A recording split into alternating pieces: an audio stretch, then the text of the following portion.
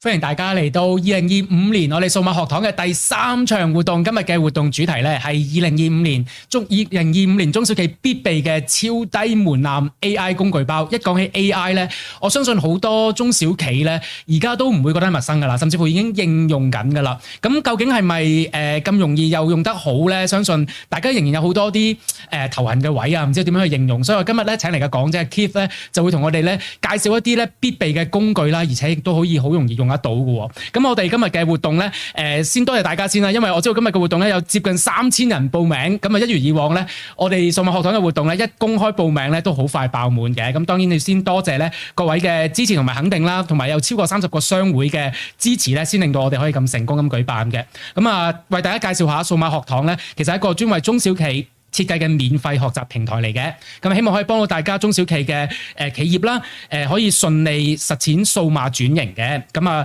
裡面咧提供一啲多元化嘅課程啦，咁啊包括嗱今日例如會用到嘅講到嘅 AI 應用啦、內容行銷、中國嘅市場營銷等等啦，咁啊平台上面咧都有超過咗140條唔同嘅影片咧，俾大家免費咁樣重溫，同埋可以隨時隨地咧都可以學習到一啲新嘅數碼技術同埋市場趨勢嘅。嗱，我都有啲影片喺嗰度可以睇下噶。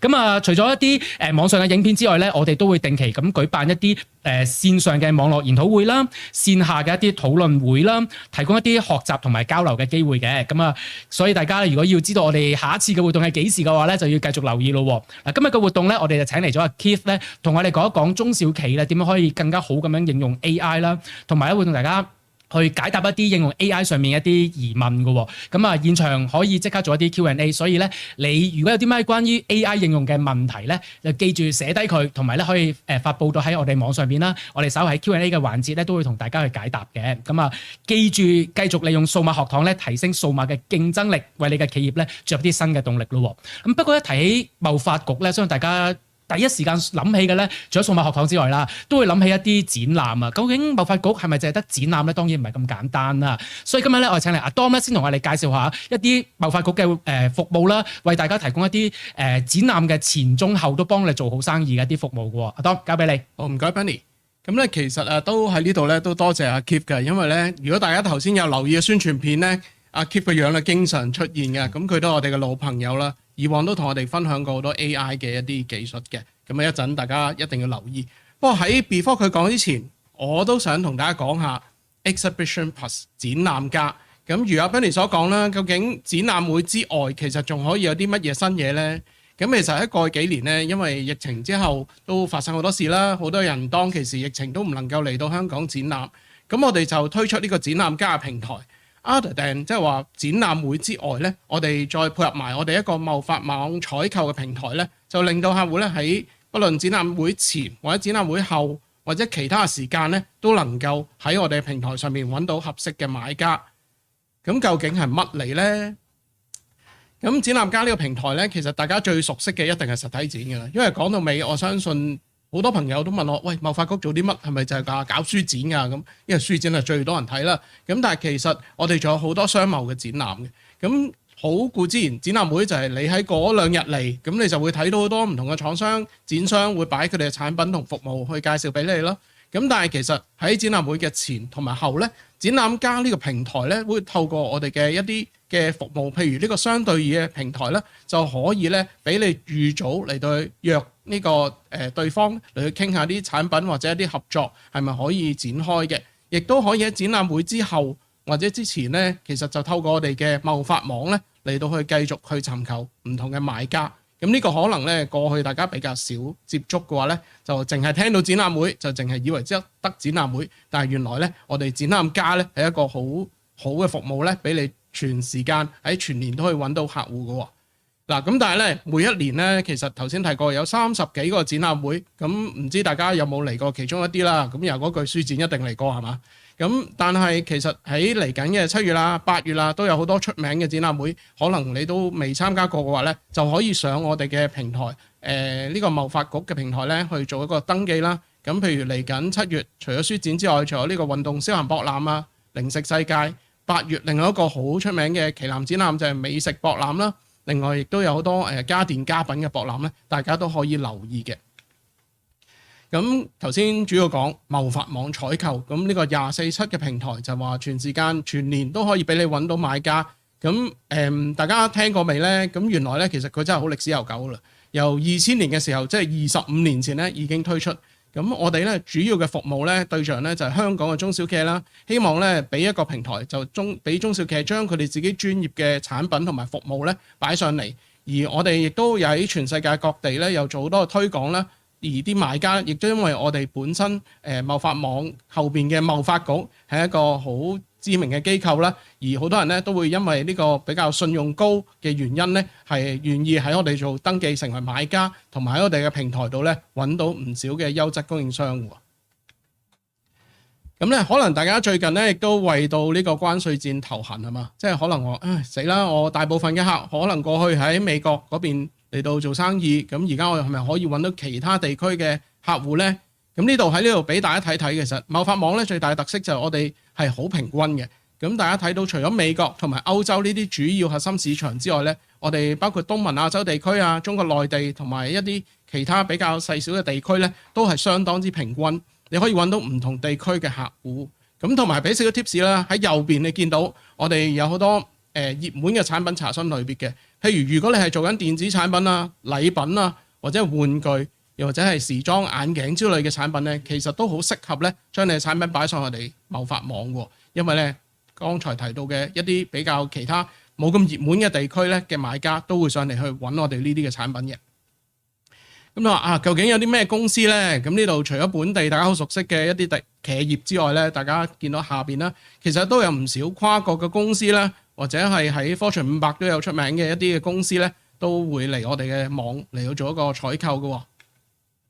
咁以下有兩個實例啦。咁一間左邊嘅公司美譽宣傳製作就係做一啲禮品嘅，咁佢經常都喺我哋個平台上面咧會揾到一啲唔同嘅買家咧，由幾萬至到幾十萬都有嘅嚟到去買一啲文具或者時尚產品。而右邊呢一個客都幾有趣嘅，永星製品廠佢咧就喺我哋平台咧揾到一啲客戶咧就訂購佢哋嘅珠寶嚟到做一啲俾 VIP 嘅一啲客戶嘅一啲紀念品嘅，咁都有幾百萬嘅收入㗎，咁真係唔好睇少。咁另外可以提一提大家咧，其實香港工業貿易處咧，其實有一個中小企業市場推廣基金嘅。咁咧，其實呢個基金咧就去到明年嘅6月30號前咧，大家都可以申請。咁而我哋貿發網嘅服務咧，其實係可以合資格申請嘅。咁大家咧詳情咧就可以上佢哋嘅網站睇睇啦。咁記得喺之前喺佢嘅結束之前咧就記得申請啦。咁為咗推廣我哋嘅服務俾你哋試試咧，其實今日咧都特別咧推出一個入門套餐俾大家嘅。咁3800蚊除翻嚟12個月咧，其實咧連一張告票嘅價錢都唔使，316蚊咧你就可以試試我哋嘅服務。咁我哋會提供500M 同埋12個月嘅服務啦，你就可以試下咧將你自己嘅產品嚟到去上傳上嚟啦。咁睇下可唔可以喺我哋度去揾到你新嘅目標客戶。咁如果你真係有興趣嘅話啦，其實即時咧就可以嘟右邊嘅兩個 QR code 咧，就我哋會有客服咧即時去同你溝通噶啦。咁當然你話阿當500M 唔夠喎，我可唔可以要多啲啊？可以。咁我哋都有分別有豪華套餐同埋特級套餐，配合一系列嘅宣傳推廣計劃同埋一啲 RFQ 嘅服務咧嚟到去幫你嘅。咁當然咧你都可以繼續用翻剛才 QR code 聯絡我哋嘅，我哋會有專人咧幫你嚟到去聯絡嘅。好啦，將個時間不如交翻俾阿 Bernie 同埋阿 Keith 啦。唔該晒阿 Dom。咁咧一陣咧，我哋會再請阿 Dom 出嚟嘅，因為咧我哋今日嘅主題講緊 AI 啦，我相信你都係其中一位專家嚟啦。不過今日咧我哋嘅主打一定係揾阿 Keith 咧，同我哋講一講咧，為中小企特別針對中小企嘅需要而設嘅一個超低門檻嘅 AI 工具包啦。咁記住，我相信好多中小企嘅老闆啦，或者係 marketing 嘅同事咧，應該都聽過或者甚至乎已經用緊 AI。不過坊間咧就好多即係 AI 嘅圖像或者啲資訊咧，其實我形容為有啲似係變魔術啊！咁但係咧，我上一次同阿 Keith 同場應該喺越南嘅一個 training， 我諗我哋都幾強調咧，就係唔係淨係想變一啲魔術，你睇完就算，哇 AI 好勁喎！我哋真係想講應用方面嘅。Keith 而家中小企要用到 AI，你覺得最關鍵嘅位係喺邊咧？我覺得最關鍵就係我哋首先要去接觸呢樣嘢先啦，因為大家都知道要用 AI 啦，但係我仍然見到好多公司咧都係喺個研究嗰個階段啊，即係話我點樣去真係接觸佢，同埋點樣去令到即係我可以做到即係我可以叫我啲同事做到佢嘅嘢咧。咁呢個其實係要我哋可能有少少係即係 top down 嘅，即係話可能老闆咧即係要新鮮試出㗎啦，就要學識咗，然之後咧有啲同事佢可能係唔得閒用啊。或者係唔係好想用啊，咁我哋就慢慢咧，即係將嗰個即係 AI 嘅好處滲透俾成間公司嘅所有同事。哇，好好啊！咁所以今日咧，而家現場即係喺網上面嘅觀眾咧，你要留意啦，特別你係中小企嘅老闆咧，就唔好淨係聽，唔好淨係睇，開住你個 AI 嘅軟件，又聽住阿 Keith 嘅介紹，因為咧今日我知道你會介紹一啲咧，就係其實大家即係可以用得到，即刻試得到嘅一啲方法嚟㗎嘛，係咪啊？咁咧就開住你嘅軟件咧嚟試，聽住阿 Keith 嚟講嘅時候，同時喺度試啦。如果有啲咩問題咧，記住喺 Q&A 嘅環節或者而家即刻提問咧，我哋稍後會回答嘅。Keith 交俾你同我哋分享下今日嘅 AI 應用錦囊啦。好，唔該晒 Bernie。咁咧，我今日咧首先咧就會去同大家簡介下有啲乜嘢喺香港我哋可以直接使用到嘅一啲工具。我哋都知道啦，有啲工具我哋可能要 VPN 啊，又或者可能要外國信用卡先要用到嘅。咁但係呢幾個喺畫面見到嘅咧，其實就唔需要嘅。咁包括咗Grok 啦。包括咗Microsoft 嘅 Copilot 啦，包括咗 Perplexity 啦，同埋大家都好熟悉嘅 DeepSeek，呢四個其實都唔需要有啲咩特別嘅設定，都可以直接上到噶啦。咁但係如果你淨係俾我介紹一個嘅話咧，咁我可能就會介紹 POE 啦，就係我哋最右手面嗰個。咁好多香港人咧其實都好中意用嘅。咁點解我會介紹一啲即係新嘅認識 AI 嘅朋友用呢個 POE 咧？就因為咧其實佢包含晒我哋左手面嗰四個嘅服務咧都喺裏面，甚至乎有其他嘅唔止文字嘅一啲服務，甚至乎係影像啊、圖片啊嘅生成服務咧喺個 POE 裏面都有嘅。咁當然佢係有一個限額啦，即係唔係免費任用啦。所以我今日咧亦都想講下有邊啲係免費任用嘅。咁我而家咧就介紹咗其他嗰啲 AI 工具先嚇。但係我就因為今日時間就非常之緊迫咧，所以我冇辦法逐個介紹，我只可以話俾大家聽。其實咧喺個世界上面咧有好多唔同嘅 AI 工具。咁呢個圖喺邊度走出嚟咧？就係喺一個矽谷嘅一間風險投資公司。咁佢每季都會出一個報告。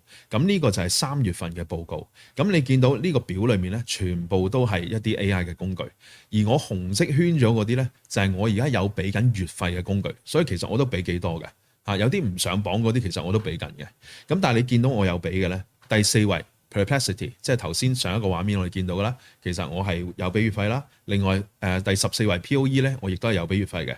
咁其他嗰啲咧，就譬如話我哋見到有第8位嘅 Suno 咧，就係做歌曲嘅，即係曲詞編監唱，佢一個 AI 可以做晒嘅。咁另外就係第27位 Gamma 咧，就係做一個即係我哋嗰啲叫做PowerPoint 啊，做簡報嘅。咁呢個亦都係你俾一個文件當佢，或者你甚至俾一個句子佢咧，佢可以成個簡報咧幫你做晒。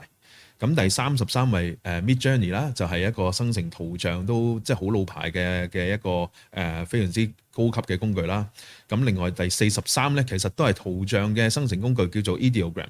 咁佢有一個特性就係話，佢生成一啲藝術性嘅字體咧係非常之好嘅。咁另外黃色嗰啲就係我冇俾月費嘅，但係我有時會用嘅。咁有幾個我覺得可以大家去參詳下，就譬如話第10位嘅豆包啦，第11位嘅 Kimi 啦，呢兩個都係國內嘅一啲 AI 工具。咁佢寫中文咧，亦都係比一啲外國嘅工具咧係會好啲嘅。咁第12位嘅海螺同埋第20位嘅可伶咧，就係一啲影片生成嘅工具，亦都係非常之出色嘅。咁但係我頭先講嘅圖像生成嘅工具，譬如海螺啊、可伶啊，你亦都可以喺 POE 裡面咧係用得到嘅喎。雖然佢會扣你一啲即係點數啦，咁但係其實喺個 POE 裡面都有嘅。咁因為如果我逐個講嘅話咧，我就講到聽朝9點鐘都未講完噶啦。咁所以咧，我就先進入一個真係我哋嘅即係實戰嘅環節先啦。咁但係我仲有一張 slide 要講，就係話我哋都要記住，如果有啲公司嘅機密資料或者係一啲個人資料嘅話咧，就唔好隨便同個 AI 去傾偈傾咗去啦，因為佢可能咧就攞你啲資料咧去做一個機器訓練嘅。咁如果有一個即係有一個掣叫做 AI Data Retention， 好似我哋而家畫面右手面一個Perplexity 嘅畫面，如果有個咁嘅掣咧，你熄咗佢嘅話咧，咁佢哋就應承就唔會攞你嘅資料嘅。咁大家呢個留意啦。咁今日要講嘅咧就係我先講咗就一個大家都可能會識嘅工具，就係 Microsoft 嘅 Copilot。咁 Microsoft 嘅 Copilot 咧就大家可能覺得冇乜特別啦，我幾個月前用過啦，我半年前用過啦。其實佢就近來咧就有啲更新，其實喺2月尾有嗰個大更新。嗰個大更新咧就係話佢而家咧就開放咗佢一啲以前要有限制嘅權限俾大家。咁我哋睇翻呢個畫面咧，就見到呢度有個掣叫做快速回覆啊。咁然之後咧，下面有一個叫 Think Deeper。呢個 Think Deeper 咧就係一個即係更加處理複雜問題嘅一個模型嚟嘅，即係話其實係GPT 嘅一個最高階嘅模型嚟嘅。咁所以如果你撳咗呢個 Think Deeper 之後咧，其實佢係會聰明咗嘅。以前就每日可以俾你用2-3次嘅啫，但係而家咧佢係無限地俾你任用嘅。咁但係文字上，如果我哋今日仲係講緊點樣教你打 prompt 啊，點樣教你寫個 email 嘅話咧，我諗大家可能會覺得悶。所以我講一樣咧，大家可能未為意到嘅，就係其實喺呢個 Microsoft 嘅 Copilot 完全免費㗎，可以公開就咁註冊㗎，佢都可以生成圖像，甚至乎佢可以做到我哋可能係上個月大家都好興嘅，就係生成一啲即係吉卜力風格嘅圖像。咁我而家咧就試一試，其實我就準備咗一啲圖像喺度噶啦。我有一個老夫子嘅一個圖啦，咁我就叫呢個 AI 咧就將佢變成一個吉卜力風格，之後我哋再做其他動作啊。我先叫佢變成一個吉卜力風格先。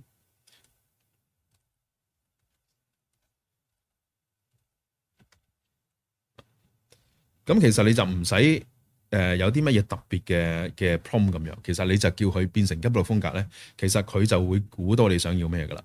咁佢做緊嘅時候咧，咁我亦都預先同大家講明下一步我會做啲咩咧。嗱，而家見佢生成緊啦，咁佢生成要啲時間嘅，但係下一步我想做咩咧？下一步就係話我要將呢個老夫子變成咗吉卜力風格老夫子咧，我再將另外一個圖像就叫佢加啲嘢，我想叫佢揸住一個數碼學堂嘅一個 logo 喺佢嘅手上，咁所以我亦都咧就有一個數碼學堂嘅 logo 嘅圖像喺我個電腦嗰度嘅。咁而家咧我哋就要等俾啲時間去生成啊。咁而家我就睇一睇我仲有啲乜嘢圖像喺度啦。咁我喺個 drive 裏面咧，其實我有貿發局嘅 logo 啦，我有一幅係灣仔嘅會展嘅相啦，同埋一個數碼學堂嘅 logo。咁我下一步咧就會叫佢揸住呢個數碼學堂 logo。咁你見到啦，佢生成咗一半啦，咁而家咧就要多少少時間。咁所以 before 我哋做呢樣嘢之前咧，我可能咧就翻一翻轉頭，我就講一講我哋而家喺個日常嘅工作裏面咧，有啲乜嘢其實係可以 AI 幫到我哋咧。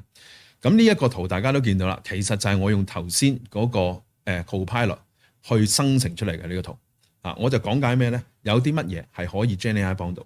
咁第一就係寫 email，大家都知啦，即係我哋只要將我哋嘅收到嘅 email 俾翻個 AI，然後就話俾我哋點樣回覆，咁佢就會根據你嘅需要去回覆噶啦。咁另外就係做簡報啦，做 PowerPoint 啦，咁其實亦都有工具去做。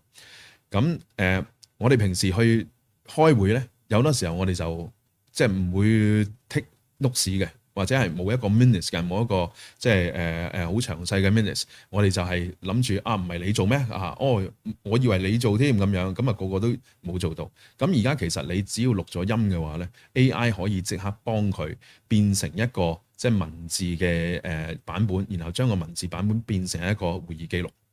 咁另外一啲簡單嘅即係數據嘅清理啦咁亦都可以。如果唔係好大量嘅話咧，你可以叫佢分類又得，你可以叫佢可能做一啲簡單嘅圖表都得嘅。咁另外 on-board training 啦，即係話如果新同事入職，咁你舊同事嗰啲好多嘅唔同嘅一啲經驗點樣可以傳授俾下一代咧，其實亦都係 AI 可以儲晒舊同事嘅所有嘅資料咧，然後咧就變成一個可以同佢傾偈嘅一個聊天機器人，就幫即係新嘅同事咧，去更加容易掌握到。咁啊，另外就即係寫字嗰啲，我哋大家都知啦，即係寫好長嘅 proposal， 其實而家都得㗎啦。早2年其實就即係寫得好短嘅，而家越寫越長啦。咁另外就係有啲我哋如果想做一啲決定嘅話咧，其實我哋都可以叫 AI 俾好多唔同角度嘅睇法我哋，然後我哋再用人類嘅智慧去揀翻究竟我哋應該點樣做嗰個決定。咁呢個咧就你見到係英文嘅，其實可以做中文都得，不過咧中文咧有段距離啊，因為而家寫嗰啲字咧都唔係話真係去到100% 咁好。咁所以我哋翻去我哋嗰個老夫子嗰度咧，我哋見到咧佢已經做咗啦。呢個就係一個吉卜力風格嘅老夫子嚇，咁都幾似樣嘅。咁然後我就叫佢咧就話要拿着呢個拿着這個牌，我當係一個牌啦咁樣啦嚇，我當係一個牌咁啊，叫佢拿着這個牌，其實都冇乜特別嘅 prompt。咁佢就會當呢個數碼學堂嗰個 logo 係一個牌，然後佢會做咩咧？佢會叫個老夫子揸住呢個牌。咁你會見到佢嗰個中文字咧，其實係多數咧都唔會咁完美嘅嚇。不過唔緊要啦，因為我哋做咗呢樣嘢之後，我哋亦都可以用真係一啲即係修圖工具再去修正嘅。但係起碼我哋會見到其實佢可以做到呢樣嘢先嚇。嗰個 logo 亦都未必100% 係會準確。但係起碼我哋知道，我哋如果要去攞住一樣嘢，我哋可以先叫個 AI 將佢變成一個牌，俾個老夫子攞住。然之後，如果有啲乜嘢要修正嘅話咧，我哋就再攞修圖工具咧去修正翻。我咧有啲嘢想發問阿 Keith，我見到咧，我哋其實好多中小企或者坊間想學AI，第一件事咧就會話，喂，咁係咪即係之前都好紅講嘅話咩 prompt engineering 啦，要學啲 prompt 點樣寫啲格式。我知坊間有啲格式講，我哋有陣時都被逼要教下。但我見到你頭先完全係冇格式可言嘅喎，你係叫佢做嘅啫喎。其實你又會唔會同我哋啲廣大嘅中小企業家了解，即係俾我哋知道，其實而家寫 prompt 或者叫 AI 做嘢，其實係咪仲有啲咩格式係需要跟嘅咧？其實一般嚟講咧，佢都可以跟得到嘅。咁當然你嗰個任務越複雜咧，你就需要即係講得清楚啲啦、詳細啲啦。咁如果有個格式嘅話咧，其實係可以容易啲令佢理解嘅。但係一般我哋如果唔係好複雜嘅嘢咧，因為隨著個 AI 越嚟越聰明啊，咁我哋嗰個需要用 prompt engineering 先至可以叫佢做到嘅嘢咧，就少咗啦。但係唔係完全唔需要嚇，不過係好多情況已經唔係咁需要啦。咁所以大家亦都會留意就係，如果你話我唔知點樣寫條 prompt 嘅啫，就唔好俾呢樣嘢成為咗你嘅阻礙先。頭先啦 ，Keith 一個好好嘅示範就係你其實叫佢做攞住個牌，咁佢就攞住個牌啦嘛。我見到好似有啲結果出咗嚟咯。係啦，佢又冇揸實啊。咁但係因為你都見到啦，我係不斷可以同佢繼續傾、繼續修改噶嘛，所以我可以下一步咧再同佢講就話我要隻手係揸實個牌咁樣，因為佢原圖就唔係咁，佢原圖係 say hi 咁樣，咁所以佢就冇揸實到。但係如果你想去再去修改嘅話咧，亦都可以用人話同佢傾嘅。咁呢個就係以前我哋做唔到嘅，就係用把口去 P 圖啦。咁呢個係新嘢，仲要咧喺Copilot 嚟講咧，而家係唔使錢任用嘅可以。咁趁佢仲可以任用咧，大家都不妨試下啦。好，咁我哋就頭先就等到呢個老夫子出現啦。咁另外咧就想講下咧，就有另外一款嘅喎，其實有另外一款嘅，就係我早排咧就見到好多朋友咧就去將嗰啲即係自己個樣就變咗個公仔咁樣喺個公仔盒裏面嘅，其實亦都係唔使特別有咩 prompt 嘅。咁我只不過係叫佢，我要將呢一個圖像變成一個公仔，有個公仔盒喺側邊咁樣。咁所以我就亦都叫阿老夫子咧，就變成一個公仔盒咁。咁我就叫佢就變成一個盒裝嘅公仔。原裝嘅包裝盒咧就喺旁邊。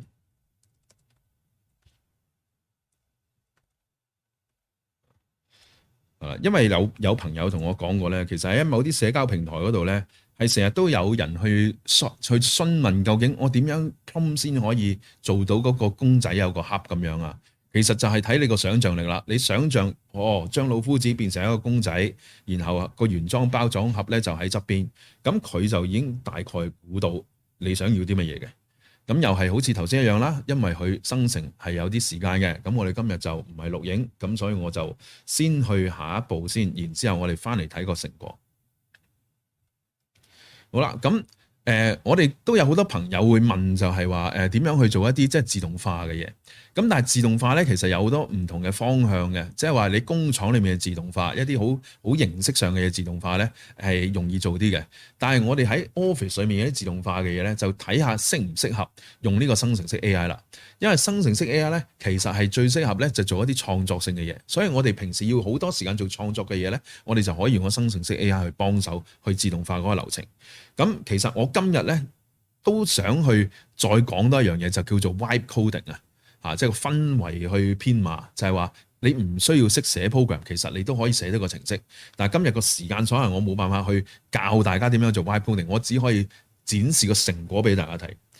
咁第一個成果咧就係我自己咧就用 POE 呢個工具咧就做咗一個叫做內容矩陣生成器，英文就叫做 Content Matrix。咁如果大家即係有去同一啲marketing 嘅公司去合作嘅話咧，可能大家都即係會見過，就係佢哋會編排晒30日唔同嘅工作流程咁樣。咁譬如話，我哋喺一個中小企，我要有好多唔同嘅社交媒體嘅一啲文章嘅咁樣。咁我點樣去編一個30日嘅文章咧？我係咪逐個去諗咧？其實就好難嘅。咁所以咧，我哋就可以利用一個咁嘅工具啦 ，AI 工具啦，佢幫你諗埋，因為我最怕諗嘢噶啦。咁所以咧，我就而家因為我太懶嘅關係咧，我直頭咧就我只要輸入個業務俾佢咧，咁就 OK 啦。即係譬如話，我係一個let's say 我係一個玩具車嘅生產商咁樣啦。咁然之後咧，我就叫個 AI 咧就幫我諗埋究竟有啲乜嘢嘅一啲題目其實我想要嘅咁當然我而家咧就懶到連個業務描述我都叫佢幫我作住先啦咁因為我費事作啊嘛，咁我所以就叫 AI 咧幫我作埋個業務描述，呢間假公司嚟嘅。咁但係根據呢個業務描述咧，我就可以生成一啲內容嘅主題啦。我放大少少啊。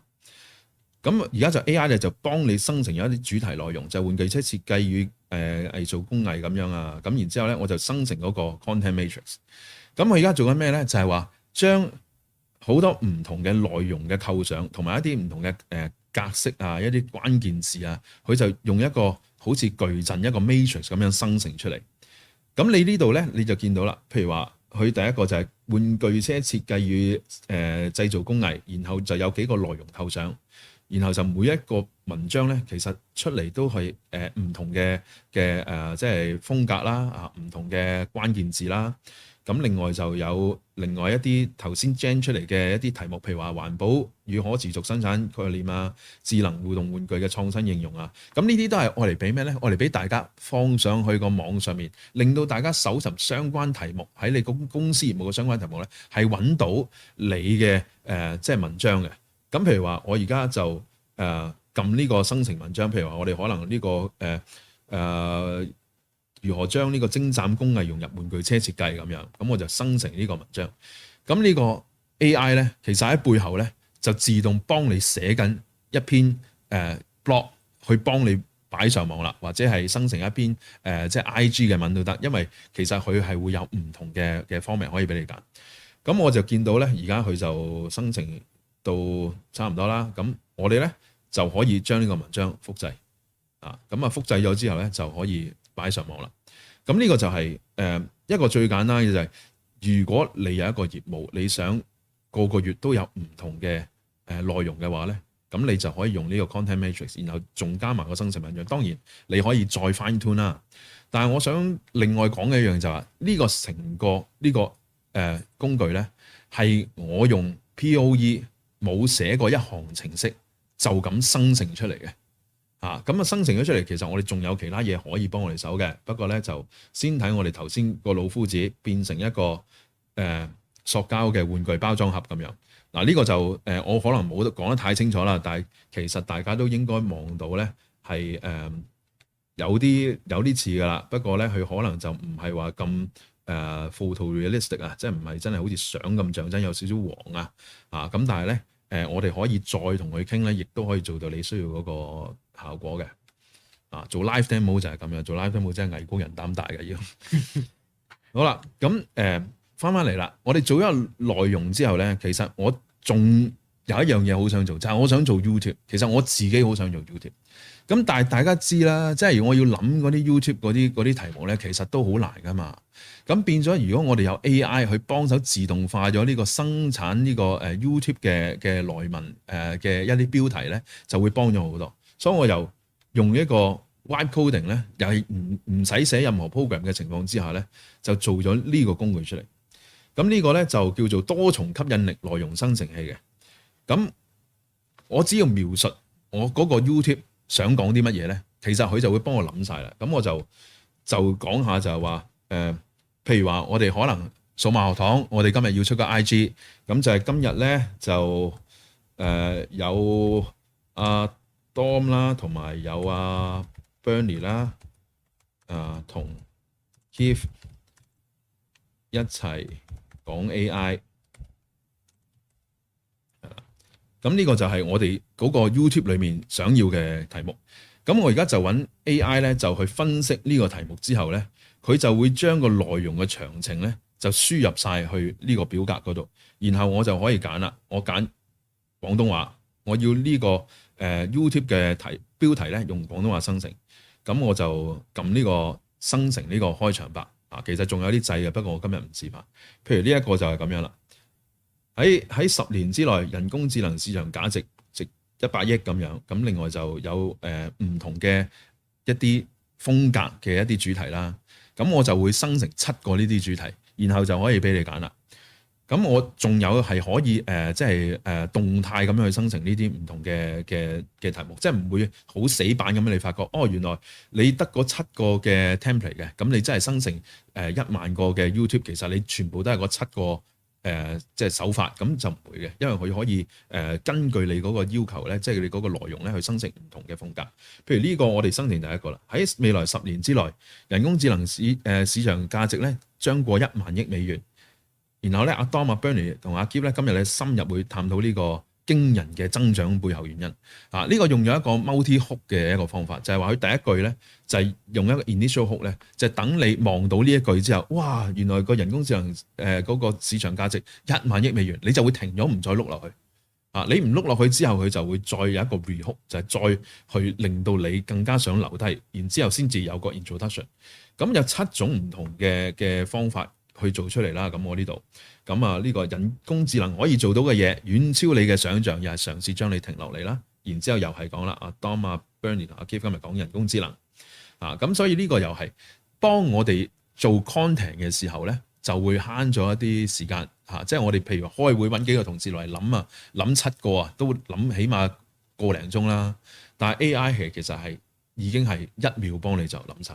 呢個我就插句嘴先啦 Keith 嗱，因為我見到咧你一路示範呢一啲嘅生成器咧，都係喺 POE 裏面啊。你 POE 裏面咧，你都係一個大熱嘅人物嚟㗎。我見到你有成65個 bot 喺度啊，已經。究竟咧，即係嗱，我見到坊間有好多可以唔同嘅選擇，例如可以用有啲人用 AppN 啦，有啲人用 Make.com 啦。咁點解你會揀 POE 咧？同即係咪呢個平台對於中小企係容易啲入手咁樣？又或者我亦都會想再問啊，哇！呢啲咁正嘅生成器，我而家見到梗係嬲嬲豬啦，因為我哋本身可能行內做 agency 嗰啲。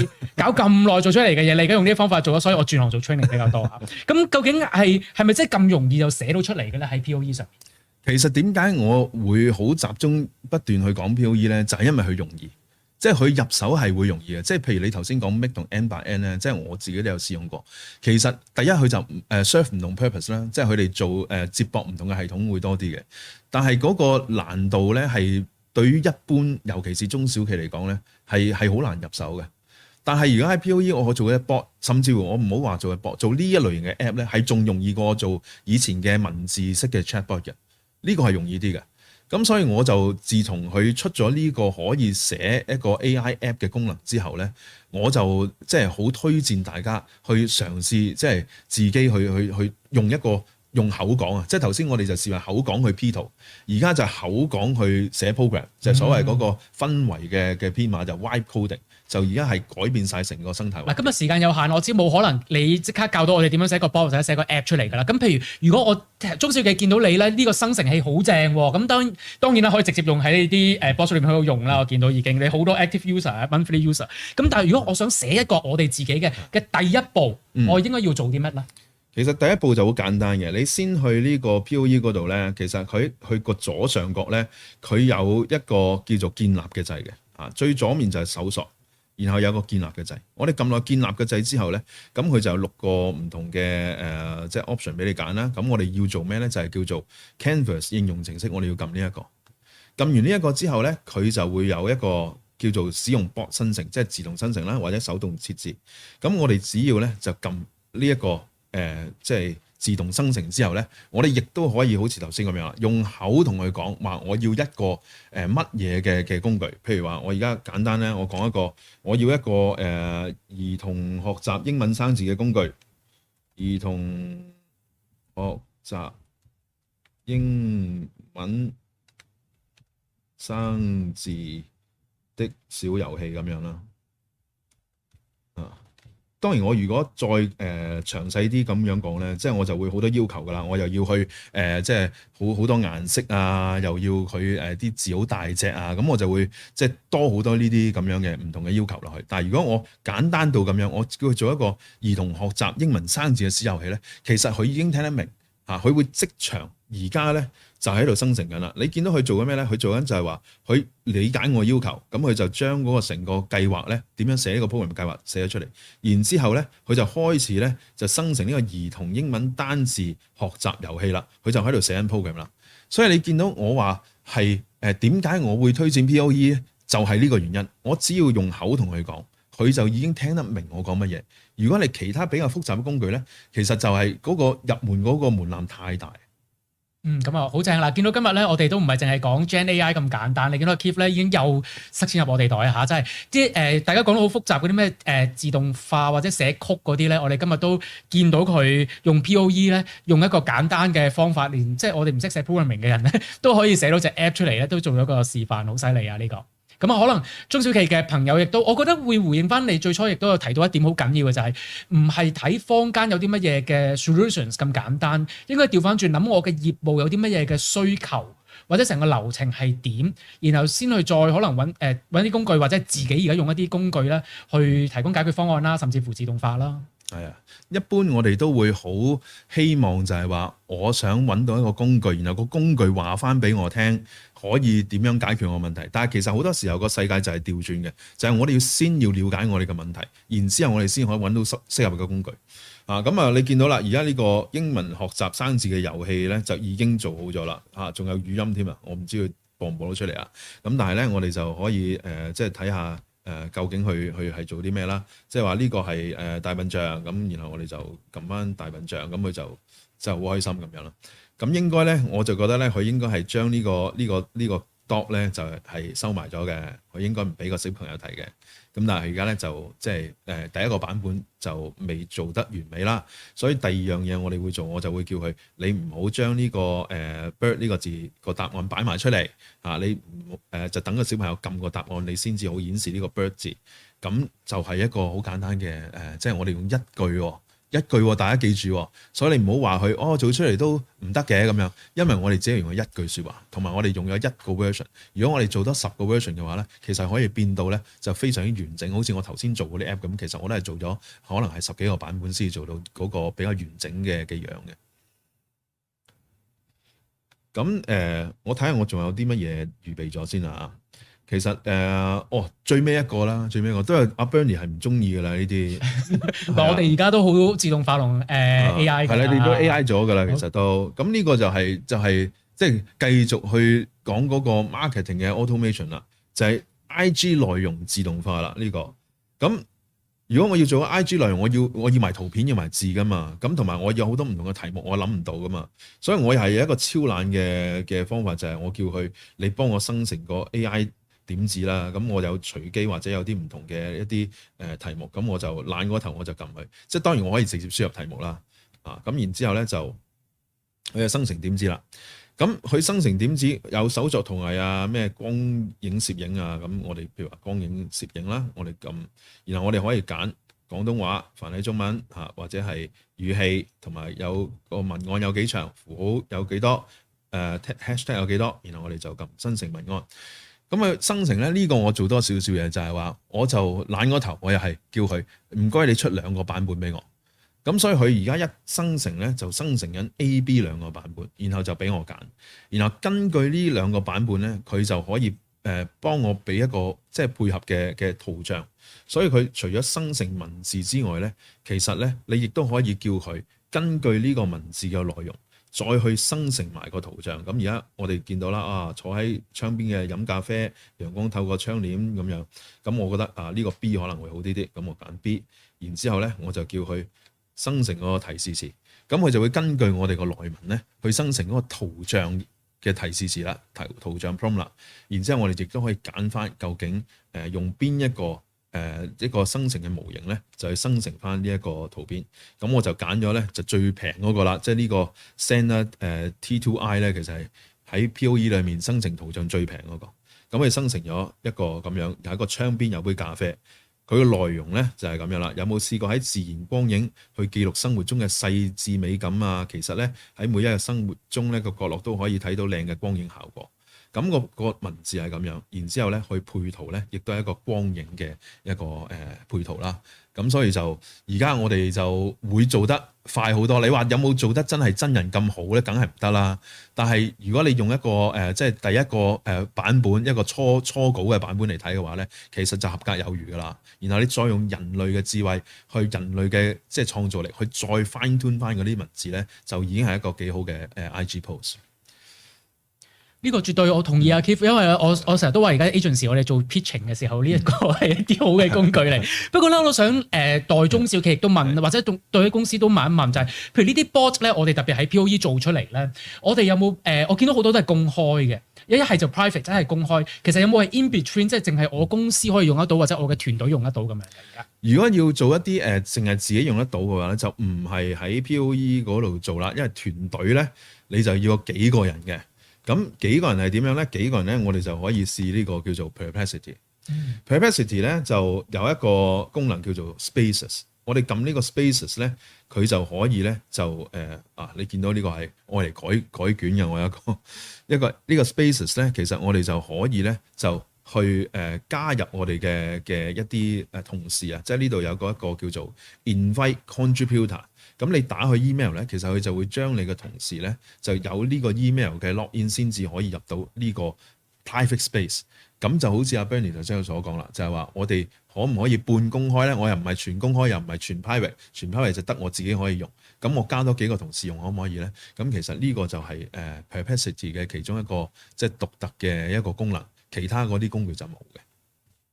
咁我就即係嗱，我知道咧，我哋如果現場嘅任何網上面聽住我哋嘅節目嘅，如果有朋友想發問嘅，記住可以準備你嘅問題，我哋稍後都會解答啊。咁亦都咧特別我哋貿發局裏面，我哋好多平台，頭先阿當介紹嘅時候咧，可以上載啲 video 啊，上載啲圖片啊，嗰啲嘅我哋嘅 Exhibition Plus 啦，咁製作呢一啲圖片嘅時候咧，因為我諗坊間而家我哋好多啲中小企已經可能影咗輯相㗎啦，已經咁呢啲 AI 嘅工具又仲有啲乜嘢可以為我哋呢個成個宣傳營銷上面再加強咧？而家你譬如今日介紹嘅 Copilot。Copilot 就未必適合做呢樣嘢，因為 product shot 嚟講，即係大家都會有啲要求嘅。咁所以有另外一啲工具就係話，佢會有一個即係叫做虛擬嘅攝影棚。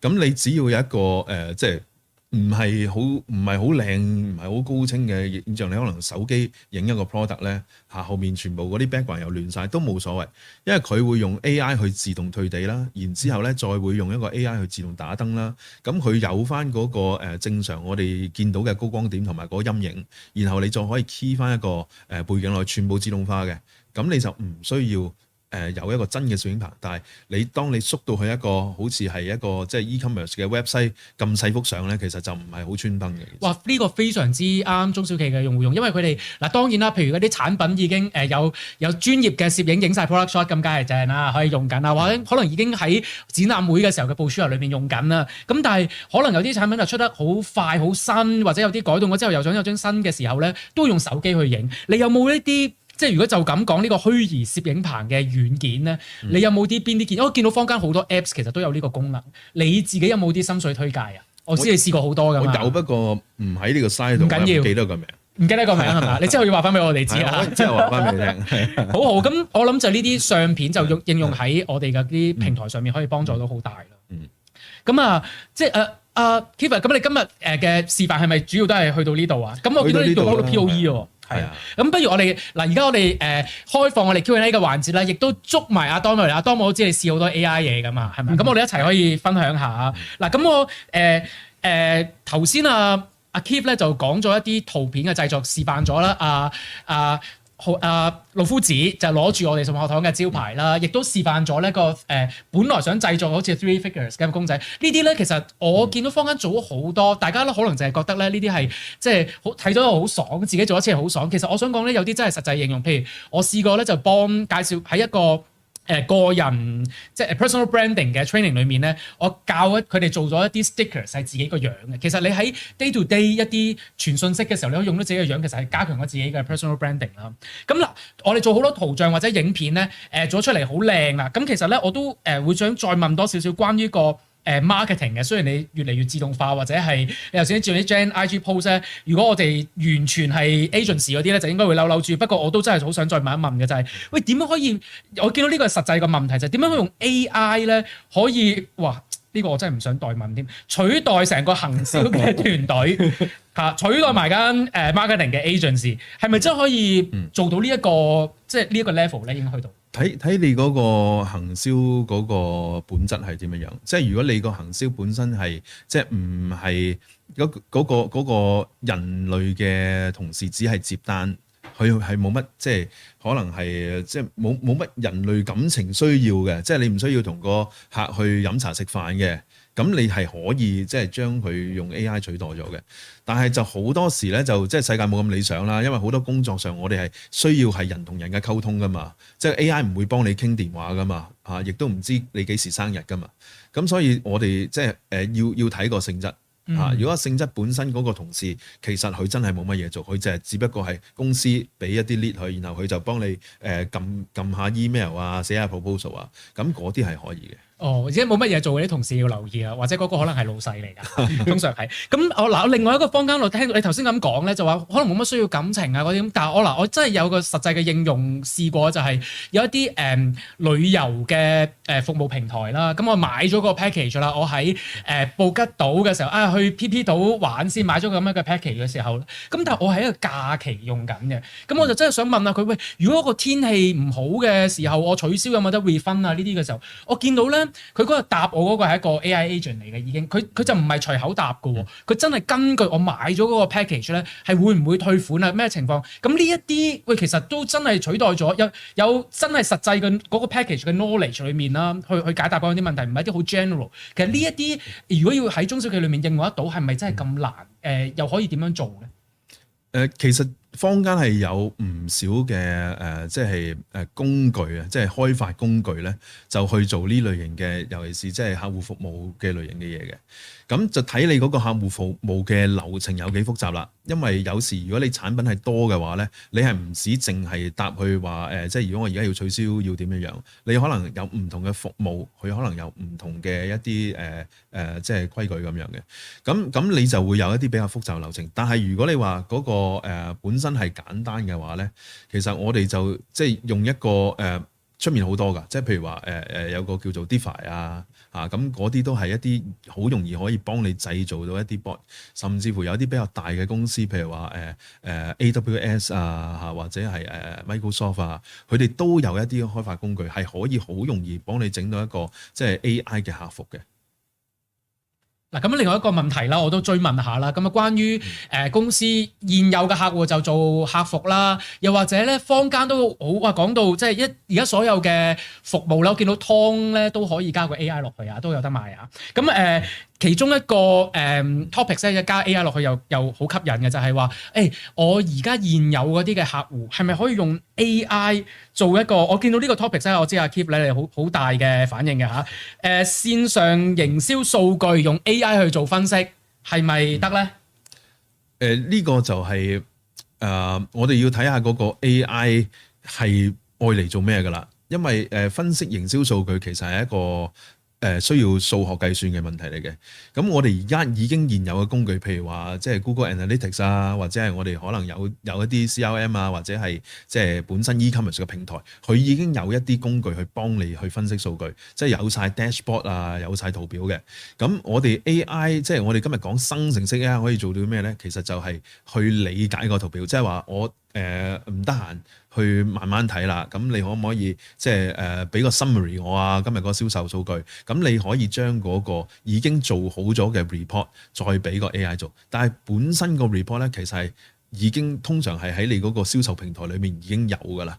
就唔需要特別攞 ChatGPT 呢類型嘅 AI 去做嘅。所以講一句咧，就係用做啱嘅嘢，要揀啱嘅工具啦。咁同埋 AI 其實係一個好闊嘅範疇㗎。咁我哋今日所講可能主要都係關注喺 Gen AI 生成式 AI 上邊啦。阿 Keep 我有個問題，即係因為今日咧應該都唔少中小企老闆喺度聽緊啦。咁佢哋最關心嘅就係喺邊度揾客啊。咁除咗幫襯貿發網之外，AI 可以點幫佢哋揾客咧？AI 唔夠貿發網咁好嘅。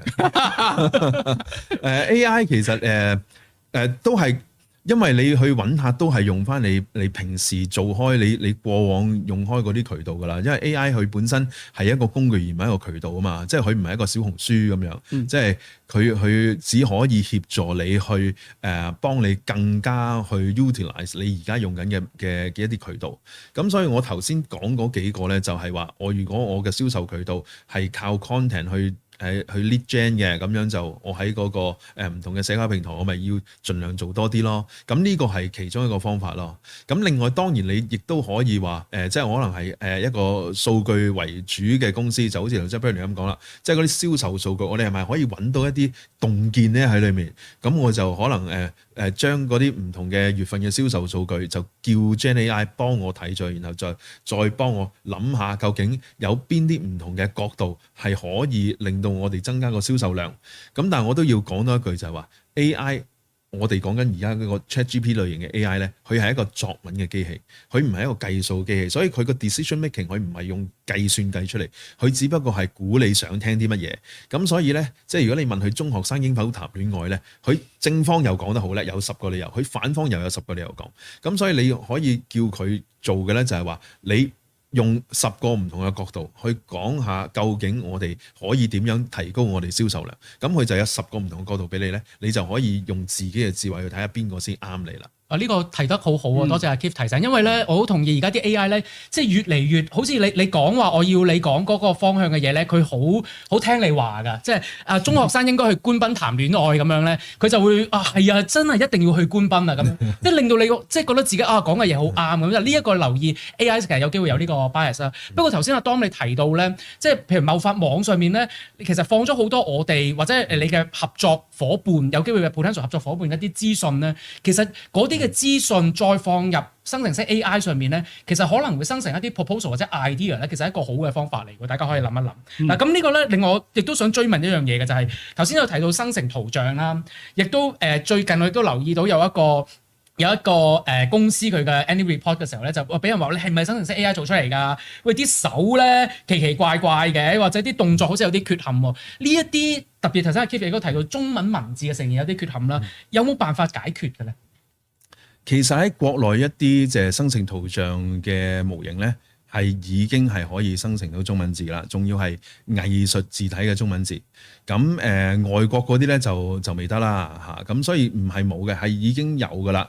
係咪好完美咧？未去到好完美，但係已經可以用得噶啦，因為佢字體來來去都係嗰幾隻，呢個就係佢嘅問題咯。嗱，但係你頭先亦都示範咗一個好精彩，我哋睇得好開心啦，即係老夫子就吉卜力咁樣啦。咁啊，我哋另一個中小企有朋友問到嘅就係，喂呢啲嗱，首先我用我知我一就咁用老夫子幫我宣傳咧，就一定唔得啦，版權問題啊嘛。咁啊唔好啦，我轉咗做老夫子用咗吉卜力，再攞住 Bernie 嘅招牌出嚟，咁係咪就冇事，唔會有版權嘅問題咧？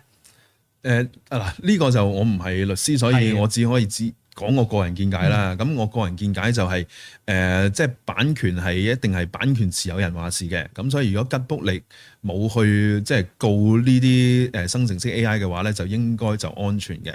咁另外就係風格上咧，其實我啲藝術家朋友咧都係好反對嗰隻叫做吉卜力風格嘅，因為佢話吉卜力風格邊係咁㗎，邊係咁黃㗎，啲線條邊係咁㗎，根本就唔係吉卜力。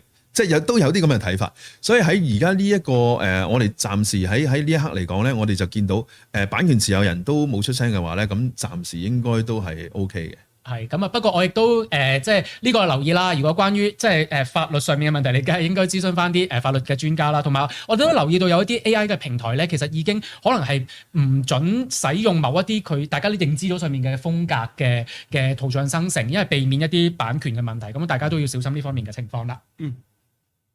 咁啊，頭先咧，我哋都想繼續追問，就係關於啲客戶開發嘅，即係嗱，我哋現有譬如一啲做 marketing 嘅，都坊間好多有一啲 AI 嘅短片去做咗教大家點樣生成一啲圖像啊，甚至乎你都做咗個 bot 出嚟，教我哋就咁就 generate 到啲 IG 嘅 post 啊。咁究竟咧 AI 同一啲 CRM， 因為我知道而家啲中小企咧都可能有一啲唔同程度嘅 CRM 啦，可能複雜嘅可能有成個 CRM 系統啦，或者簡單 at least 咧，我可能都有個 mailing list， 或者如果我有 online store 咧，我都可能有啲記錄咗我嘅客戶買過啲乜嘅。咁其實喺我知呢個未必完全生成式 AI 可以用得到，但係會唔會有啲 AI 嘅工具或者生成式 AI 又有冇啲方案，其實係幫到我哋運用呢一啲咁樣嘅資訊嘅咧？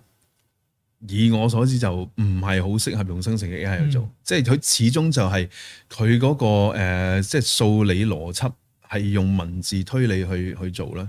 咁雖然佢越嚟越聰明，即係我已經係揾得好難計嘅數俾佢計咧，其實佢都計得到。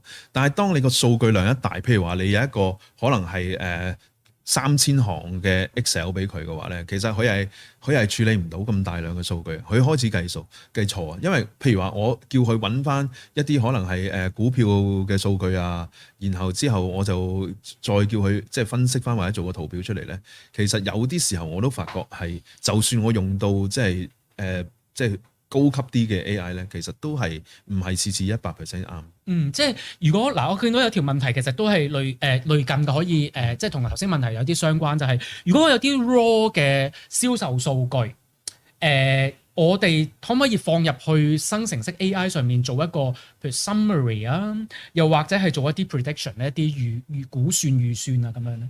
唔好叫佢做預算，因為佢 predict 唔到任何嘢嘅，即係就算係真係人類啊，都未必可以即係預知到未來啦，即係何況呢個生成式 AI 啦。咁生成 AI 都係頭先講嗰樣嘢啦，就係話你一堆數據，你可以去點樣去轉譯佢咧？其實係有唔同嘅方法嘅，即係你同一個即係年報咁樣，你覺得佢可能前景好好。有啲人又覺得佢前景好差，呢個係真係係睇你點樣睇嘅啫。咁所以生成一樣啦，就係話你即係如果你想去係即係嗰個數據係好嘅話咧，佢又會講得好；你想佢唔好又會講得唔好。所以我通常就叫兩面都講晒。人去再去做我再去睇啦，我再睇我信邊個啦。咁但係譬如做 summary 得唔得咧？嗱，你頭先都提到，譬如我哋做一個開完會之後抌嗰啲video 嘅文字落去，咁啊做翻個 summary 其實都做得唔錯噶嘛。係咪啊？嗱，但係咁樣咧，我又點樣避免咧？嗱，譬如我哋3個，我同阿當今日開咗個秘密會議，講緊我哋嚟緊啲 AI 創作大計咁樣，或者可能我哋提到好多啲或者有啲數據其實係有啲個人資訊喺度嘅，我哋都唔鼓勵直接將啲個人資訊放落去啦。咁我哋又點樣可以用到生成式 AI 呢個 summary 嘅功能，但係又避免咗呢啲尷尬，即係咁敏感嘅資訊咧？嗱，呢個就循兩個方向去睇下。最安全嘅方法就係喺自己部機嗰度運行呢個 AI。咁佢有個唔好處嘅，就係話部機要好大嘅記憶體啊，同埋要行得好快啊。咁你嗰部機，如果你真係要去 serve 好多個唔同嘅同事嘅話咧，你可能係講緊係百萬級嘅投資嘅嚇。咁另一個嘅諗法，即係但係又唔係樣樣都係嘅，即係譬如做會議記錄嗰啲咧，你用部普通幾千蚊嘅電腦都做到㗎啦，就唔使上網都做到㗎啦，嗰啲簡單嘢。咁另外一個睇法就係話，如果我哋已經係用開一啲雲端嘅服務㗎啦，公司已經用開㗎啦，咁其實你已經係信咗嗰間公司啦，即係你平時好多即係公司數據啊，甚至乎你同事嗰啲資料啊、個人資料啊，你都擺上雲㗎啦嘛。咁如果你係已經信咗間雲嘅公司，其實你都不妨可以信埋佢個 AI 嘅咁所以就兩邊睇法咯。頭先你講緊嘅阿 Keith 提到嘅喺自己個電腦裡面運行嗰個 AI 講緊嘅唔係就咁用個 browser login POE 用嗰種嘅方法啦，大家要理解多少少啊。咁我都想嗱，喂，呢個真係好似係咪你嘅會嚟㗎？你咧可唔可以再開多次個 POE 出嚟？因為咧有啲我哋嘅觀眾咧睇咗你嗰啲示範咧，覺得好精彩啦。咁佢就話咧，其實係點樣去揾嗰啲嗰個特別針對揾阿 Keith 嗰啲 bot 出嚟？我唔得，我要改一改其他嗰啲 bot 點樣可以揾出嚟，或者加埋阿 Keith 嗰啲 bot 我哋去翻個 POE 嗰度咧，咁佢左上角咧有個叫做搜索噶嘛。咁你見到其實佢已經有唔同嘅 filter 噶啦，即係話官方呢啲。咁我通常我就第一件事就係睇官方嗰啲嘅。咁但係呢啲就唔係嗰啲 app 嚟嘅。咁佢有一個咧就叫做應用程式，就第二個 tab 就叫應用程式。呢啲就係頭先即係我示範嗰幾個咧，其實喺個 POE 裏面就唔叫做 bot 嘅，叫做 app 嘅。咁呢度就會有啲即係佢哋官方推薦嗰啲 app 啦。其實我有一樣冇講嘅咧，就係頭先我講嗰幾個咧係官方推薦嘅，即係呢個頭先我示範咗呢個 multi-hook content 咧，就係我頭先示範咗，亦都係鋪官方推薦緊嘅。咁我有5個喺呢個 list 裡面嘅，就包括咗頭先嗰啲咧都有嘅，譬如呢個 AI Logo Studio 都係我嘅嚇。咁你喺呢個官方嘅叫做應用程式推薦嗰度咧，就會揾到一啲即係比較多人用嘅一啲 app 咯。以你嘅副業嚟㗎咯喎 ，Keith 係咪？冇錢分㗎呢個。你多 monthly subscriber active 嗰啲有陣時有啲係計用量。app 係唔分錢嘅，文字 bot 係分錢嘅，但係呢個係唔分錢，就係文字 bot 嗰個分錢都係好係非常非常之苛刻嘅佢嗰個做法。咁嗱，呢個另一個你既然跳咗去 POE 呢個平台啦，我諗另一個我遇到好多新用 AI 嘅用家啦，又或者中小企嘅老闆們咧，佢哋都遇到嘅問題就係我入到去究竟應該揀邊一隻LLM 嚟用咧？即係哇好多，你就算揀官方都好多噶嘛，用 Claude 啊 Gemini 定係用翻ChatGPT 咧？又或者呢度講緊嘅 POE 裏面嗰個 ChatGPT，究竟同我出邊用緊嗰個原裝正貨係有冇分別嘅咧？呢個要講好耐嘅，咁我盡量簡潔地講啦，就係可以講到9點。你請食飯㗎。咁我哋講翻 POE 嗰度先啦。嗱 ，POE 嗰度嘅譬如話 ChatGPT 咁，同佢原裝 OpenAI ChatGPT 有乜分別咧？就係其實佢喺 POE 裏面咧，就只係同你對答。譬如話喺嗰個原裝個 OpenAI 嗰個 ChatGPT 咧，佢可以寫 program 啊，可以成咁樣嘅。咁即係佢唔識計嗰條數咧，佢會寫一個 Python 嘅 program 幫你計嘅。咁啊解決咗佢用文字推理計數計得唔好嗰個問題。但係呢度咧就唔會做呢樣嘢嘅。咁另外就係話佢有啲譬如話頭先我哋講 Perplexity 有個Spaces 噶嘛，其實 ChatGPT 都有個叫做 project 嘅嘢。咁亦都係呢個喺 POE 裡面係冇嘅。咁仲有好多嗰啲分別唔講咁多住啦。咁另外就係話講我哋用邊啲咧，即係你呢度見到都有啦。哇 GPT 4O、GPT 4.1、GPT O3，喂，全部都係 GPT 嚟嘅。點樣分咧？其實就好難分嘅，因為 GPT 嗰佢嗰個命名咧係有點亂嘅。但係我簡單同大家講咧，就係記住3個牌子。第一個牌子就係 GPT，即係 OpenAI 嘅 GPT 呢個牌子。雖然裏面有好多個唔同啊，但係我哋先記住呢個牌子。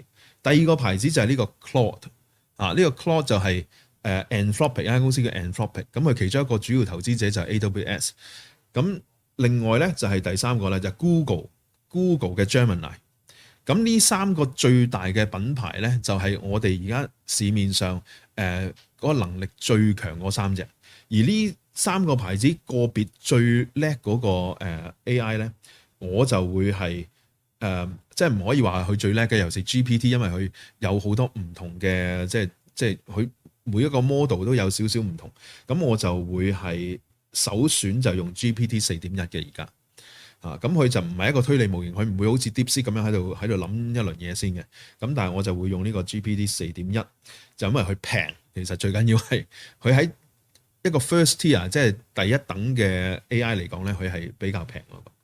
第二個咧就係Google 2.5 Pro 呢個 Gemini。Gemini 嘅 2.5 Pro 咧，而家喺好多唔同嘅 AI 排行榜咧都係排第一位嘅。咁所以佢係即係一個比較即係我會信得過嘅一個 AI 啦。咁第三個就係Anthropic 嘅 Claude 咧，就啱啱尋日出嘅，啱啱24小時之內出嘅。咁佢而家就有兩個，一個叫 Claude Opus， 一個叫做 Claude Sonnet。咁呢個 Sonnet 咧就係比較經濟實惠，就大家平易近人啲嘅嗰個扣你嘅點數，扣900幾點一次啊！你如果係免費嘅話，你一日有3000點，即係你同佢講3次嘢就冇咗噶啦。咁所以係貴嘅。佢係貴過晒GPT 4.1，貴過晒 Gemini 2.5 Pro， 但係佢係寫 program 係一流嘅，即係話如果你要譬如話寫一個好簡單嘅網頁或者係寫一啲好簡單嘅即係唔同嘅 Python program 乜都好啦，咁你係用Claude 係我覺得係比較好，佢係做個 front end 比較靚。Opus 就唔好諗啦，因為 Opus 真係好貴，我就得，因為我而家俾緊最高級嗰個，你最高級都用爆晒嘅喎，我都用爆晒，我799蚊港紙我俾你，但係佢扣你4700點啊！即係你係免費嘅話，你一日得3000點，你係一句都同佢講唔到啦。咁所以就通常就會用呢個 Claude Sonnet，因為一次就扣900幾點。嗱，我調翻轉另一個角度嚟問啊 Keep 你呢幾樣嘢啦。你介紹咗好多唔同嘅 LLM 啦。咁如果我用翻個用家嘅角度裏面咧，我覺得有幾個 use case 嘅，就係譬如我要寫文，用文字，我要做圖，或者有啲嘢咧要做啲簡單嘅分析或者 summary 啦。我知你話唔可以做分析㗎啦，咁但係簡單嘅summary 或者簡單嘅分析啦嚇。同埋第四就係做啲 coding，例如簡單嘅 coding，例如啲 HTML 啊嗰啲咁嘅嘢嘅時候，呢4個唔同嘅 use case 咧，你喺 POE 裏面有冇啲推介咧？好，寫文先。寫文就有分寫咩嘢嘅語言嘅。咁嗱，即係嗰個原則就係話你可以攻頂你就攻頂，所以我就攻頂，我永遠用最貴嗰個嘅。係咁，但係當然唔係個個都會啦。如果免費咧，我哋中小企可能去試住先嘅。我哋今日入門級啊。嗱，我講一個大家容易啲明嘅，就係講中文。如果你寫中文，尤其是廣東話嘅話咧，咁我試過晒㗎啦。最好咧就係兩個，一個係 DeepSeek，一個就係呢個 Gemini。咁 Gemini 係我家攻頂2.5 Pro 啦。但係其實又唔係嘅喎，其實 1.5 咧嗰個限制係細啲嘅，即係 2.5 咧佢就多咗好多限制，就即係嗰啲即係禮貌好多㗎。其實係，我都同意，我都試過係咁。1.5係寫得好啲，所以有時我想即係寫得奔放啲，我就會用翻舊啲 version 嘅。咁呢個中文啦，中文咁另外其餘嗰3個係咩？圖像啦，出圖嘅話咧，出圖就唔使諗，出圖就一定用 GPT-4o。即係頭先我哋整吉卜力嗰個，咁我通常就用咗呢個 GPT-4o 先。如果佢唔滿意嘅話咧，我就會用另一個 model 叫做 Flux。咁 Flux 呢度點樣揾咧？就係佢上面嗰啲 tab 咧，有一個叫圖像生成，第3個 tab。咁呢個圖像生成，咁佢就會見到啦。嗱，你見到 GPT-4o 就頭先我哋用嗰個啦。咁另外就有 Flux 啦，同埋Google 嘅Imagen 3。咁呢幾個都係好嘢嚟嘅，即係頭呢幾個都係好嘢嚟㗎啦。咁邊個啱你心水咧？可能真係要同一個 prompt 咧，就俾晒3個。但係我自己就一定係用 GPT-4o 先㗎啦，而家。咁summary 同埋簡單嘅分析咧 ，summary 有會議記錄咁樣。又係唔係直接答得到嘅，因為要視乎究竟你嗰份嘢有幾長。譬如我做 summary，我係做一份公司年報嘅，咁係好大份噶嘛。係啦，咁我哋就要揾一個即係可以食到咁大份嘅年報啦。咁但係好彩，即係好消息就係話，而家我哋諗少咗呢啲，因為而家我哋見到最貴嗰幾個咧，最勁嗰幾個咧，其實都係食到，起碼係講緊Claude Opus 同埋 Sonnet 就係200K token，咦？咁少嘅200K token，200K token 就即係話大概係15萬字左右咁15萬字都夠用噶啦，夠啦，做但係會議記錄嗰啲應該係啊，嗰啲都夠用噶啦。咁但係嗰個原則又係嗰句啦，即係我可以用最勁嗰個就用最勁嗰個，咁排行榜就係 Gemini 2.5 Pro 咯而家。所以你咪要課咁多金咯，我哋圍住啲免費嘅用戶，我哋試住先啦，幫大家講嘢啊。咁最後尾有個啦，我諗大家都可能有寫下啲簡單嘅 coding 或者 HTML 嘅話咧，又有冇邊一個 LM 係最推介嘅？嗱，coding 如果你唔係即係好叮當碼頭嘅，因為我好怕就係其實我今日講嗰啲咧，聽日呢條片擺上網咧就 outdate 咗噶啦。係啊，即係譬如如果我尋日嚟講咧，我就最好係啊，我就會叫你用Gemini 2.5 Pro 噶啦。咁我就覺得你唔使再諗添噶啦。基本上，如果你係即係淨係專注個程式，但係如果你講嗰個外觀咧嗰個 UI 個外觀咧，我就覺得咧 Claude 係一路係帶住個頭嘅。即係如果你 Claude 即係你係注重嗰個 UI 多啲咧，個界面多啲嘅話咧，我就一定推介 Claude。但係因為尋日出咗呢個 Claude 4咧，佢嗰個 programming 能力咧喺嗰個即係叫做跑分嗰度咧，突然間又高咗一截啦。所以你話係咪一定 Gemini 2.5 Pro 勁過呢個 Claude 咧？我又唔敢講啦，今日。好，即係要聽日又要留意聽日阿 Keith 聽日都嘅分享。咁我有一個最後尾一個問題想問啊，因為我近排一睇咧，即係我哋嘗試跳出咗淨係 POE 啦。咁近排有其中一個話題，我見到一個外國嘅新聞都講得幾好嘅，就係講緊咧話早期都仲講話咩AI 唔會淘汰人，係會淘汰啲唔識用 AI 嘅人。而家唔係講呢句噶啦。我見到咧就係外國有啲HR 嘅 report 咧講緊咧，即係最前線或者係比較 junior 嘅同事咧，未來你可能未必係 manage 緊人，但係你 at least 你要識得 manage 咧 AI agent。哇！呢個係一個好大嘅一個新嘅一個諗法。咁我諗 AI agent 係近排一個幾熱門嘅一個話題。我知道好難好短可以講得到，不過我就想問一問啊。Kiva， 如果我哋想認識多啲 AI agent 啦，又或者係咪真係可以喺我嘅手機裏面，即係除咗 POE，我有咩辦法可以即係我可唔可以裝到或者做到一個 AI agent，就係我有似我秘書咁，我每日就同佢講一啲嘢，佢就會學識咗，但係就容易啲解答我啲咁樣嘅問題，係做到呢樣嘢嘅咧？你有冇啲推介嘅？我可以用2個鐘頭講呢個問題嘅。係，我而家逼你2分鐘答到我。2分鐘我都想講咗我想講嗰句先，就係如果你問唔同嘅AI 公司咧。其實每一間 AI 公司佢對 AI agent 呢個定義都有些少唔同，係啦。咁呢個第一樣嘢。咁我以我最簡單嘅認知就係話，如果 AI agent 我哋用最簡單嘅了解就係話，而家 AI 咧就係佢就係用翻佢自己有嘅嘢。如果 AI agent 就係話佢可以去用唔同嘅工具，譬如話你問佢嘅問題，佢需要去上網搜尋嘅嚇，佢需要去港交所度揾資料嘅，咁佢就可以。即係用經過而家有一個新嘅協議叫 MCP，咁啊駁住 MCP 咧就走去個港交所度就攞 data 嚇。如果佢需要第啲嘢嘅話咧，佢需要計數，佢就識開個programming 嘅工具出嚟做。咁呢個就係即係我理解嘅 AI agent，就係一個 AI 識用唔同工具去解決你個問題嘅。咁你話係咪可以裝落個手機嗰度咧？其實就我覺得就道理上係得嘅。就視乎你想要嗰個 AI 有幾聰明嘅啫，即係如果你個手機係即係可能慢啲嘅話，咁你嗰個 agent 咪蠢啲咯。我見到好多企業點解會講 AI agent 咧？其實如果將佢演變成我哋常人能夠理解嘅就係，通常係阿老闆或者阿 manager， 佢就最想就係我可唔可以有個秘書？但係而家香港即係已經轉化晒咁就好 flat 噶啦，或者簡化個架構就好少話請個秘書。但係如果有個秘書，佢可以做到3個最主要嘅功能啦，就係佢可能有一啲關於我哋公司或者我需要嘅一啲嘅 knowledge 佢喺度啦。佢可以做到頭先阿 Keith 你講嘅，喂，如果你冇嗰樣嘢嘅話咧，你識得上網去揾啦，即係冇嗰樣嘢你識得去揾咯，同埋揾完咗之後或者 base on 啲 knowledge 之後咧，我答咗你之後咧，你記得翻我答咗你嗰啲嘢，即係個 memory 嗰 part。如果要做到呢3個功能，有啲似係我私人秘書嘅功能，你有冇啲推介？又或者我哋朝邊個方向可以發展？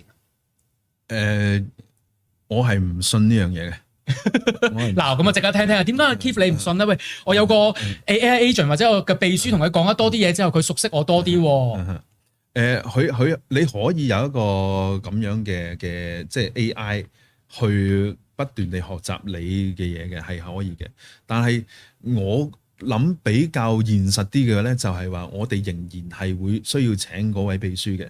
因為嗰位秘書係會幫你聽電話嘅，係會幫你打電話嘅嚇。咁當然我哋都見到 Google 都會識即係打電話 book 餐廳啦，用個 AI。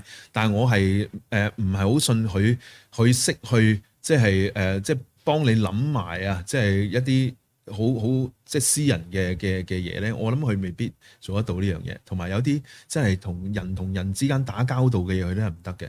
所以我覺得比較現實嘅就係話一個真人嘅秘書其實係會利用 AI 再去所謂 augment 咗嗰個秘書啊，即係變成一個超級秘書啊！即係以前佢可能要揾啲公司資料嘅，哇！佢就可能要睇成個鐘先覆到你。其實而家佢有嘅 AI 咧，佢係可以真係覆到你。instead of 你直接去同個 AI 溝通，其實你係同個秘書再同 AI 溝通。我覺得呢個比較切合人性嗰個實際情況。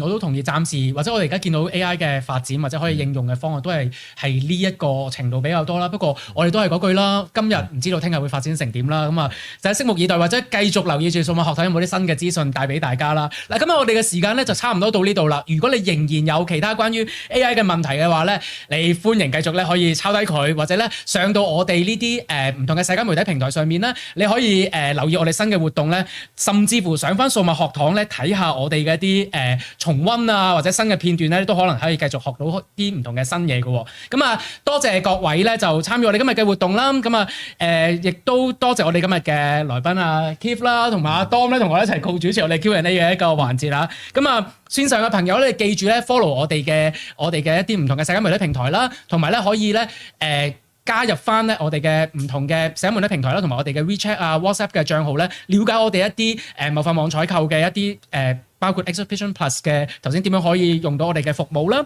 同埋咧一啲新嘅資訊嘅。咁啊，記住如果你想重溫今日我哋 Seminar 嘅內容，頭先阿 Keith 咧雖然已經盡量就住大家，但係你會覺得好快啊跟唔切嘅話咧，都可以上到我哋數碼學堂嘅平台裏面咧，可以重溫翻今日嘅內容，同埋學習更加多新嘅數碼技術同埋市場趨勢嘅喎。咁啊，記住留意我哋數碼學堂，同埋咧下一次我哋活動嘅資訊咧都會喺網上嘅社交媒體平台上面發布嘅，記住留意咯。今日嘅活動到呢度啦，下次再見。